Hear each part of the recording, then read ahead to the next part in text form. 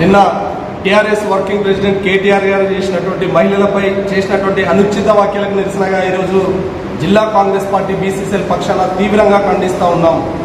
తెలంగాణ ఆడపడుచులు పౌరుషానికి నిదర్శనమైనటువంటి వ్యక్తులు వాళ్ళను పట్టుకొని బ్రేక్ డ్యాన్సులు, రికార్డింగ్ డ్యాన్సులు, ప్రభుత్వం మహాలక్ష్మి స్కీమ్లో ప్రవేశపెట్టినటువంటి ఫ్రీ బస్సులలో బ్రేక్ డ్యాన్సులు, రికార్డింగ్ డ్యాన్సులు చేసుకోండి అని చెప్పడం నిజంగా సభ్య సమాజం, తెలంగాణ సమాజం మొత్తం కూడా తల దించుకునే విధంగా కేటీఆర్ గారు మాట్లాడారు. దీనికి నిరసనగా తెలంగాణలో ఉన్నటువంటి ఆడపడుచులందరూ కూడా బీఆర్ఎస్ ప్రజాప్రతినిధులను, అదేవిధంగా దానికి నాయకత్వం వహిస్తున్నటువంటి కేటీఆర్ గారిని ఎక్కడికక్కడ అడ్డగించండి, నిలదీయండి.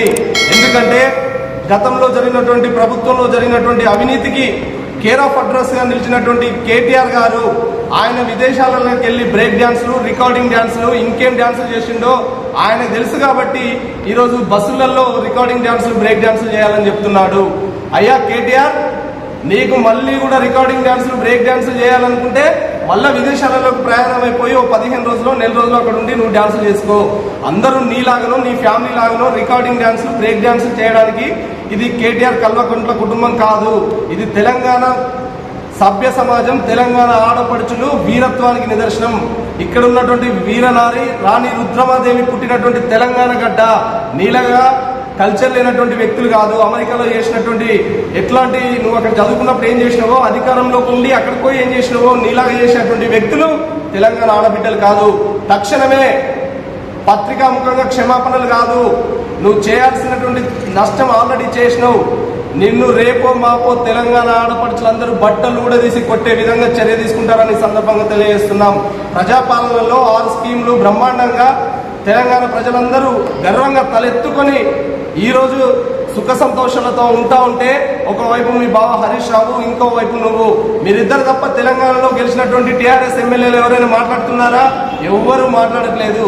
సో దీని అర్థం ఏంటంటే, మీకు ప్రభుత్వంలో అధికారం కోల్పోయినటువంటి ఒక పిచ్చి భ్రమలో ఒకవైపు ఆడవాళ్లపై, అదేవిధంగా ఇంకోవైపు రైతులపై తీవ్రమైనటువంటి ఆరోపణలు చేస్తున్నారు. కాబట్టి జాగ్రత్తగా ఉండండి, జాగ్రత్తగా మాట్లాడండి అని ఈ సందర్భంగా మేము తెలియజేస్తున్నాం. రాబోయే రోజుల్లో మీ ఉనికిని కోల్పోతారు. ఆ ఉనికిని కోల్పోవడానికి కారణమైనటువంటి తెలంగాణ ఆడపడుచుల ముందు జరిగినటువంటి ఎన్నికల్లో 90% కాంగ్రెస్ పార్టీకి ఓటేసిర్రు. కనీసం అది కూడా తెలియకుండా ఈరోజు మీరు మాట్లాడుతున్నారంటే దేనికి నిదర్శనమో మీరు ఆలోచన చేసుకోవాలి. పాపం మీ చెల్లెమ్మ అక్కడ జైల్లో ఉంటే కనీసం పోయి పలకరించేటువంటి స్తోమత కానీ, లేదంటే సమయం కానీ లేనటువంటి వ్యక్తిత్వం కలిగిన మీరు తెలంగాణ ఆడపడుచుల గురించి మాట్లాడడం, అందులో మహాలక్ష్మి స్కీమ్ గురించి బ్రహ్మాండంగా నడుస్తున్నటువంటి ఈ మన బస్సుల ప్రయాణం గురించి మాట్లాడడం సిగ్గుచేటని ఈ సందర్భంగా తెలియజేస్తున్నాం. ఉల్లి ఆంజనేయులు గౌడ్, జిల్లా కాంగ్రెస్ బీసీసీఎల్ చైర్మన్, కరీంనగర్.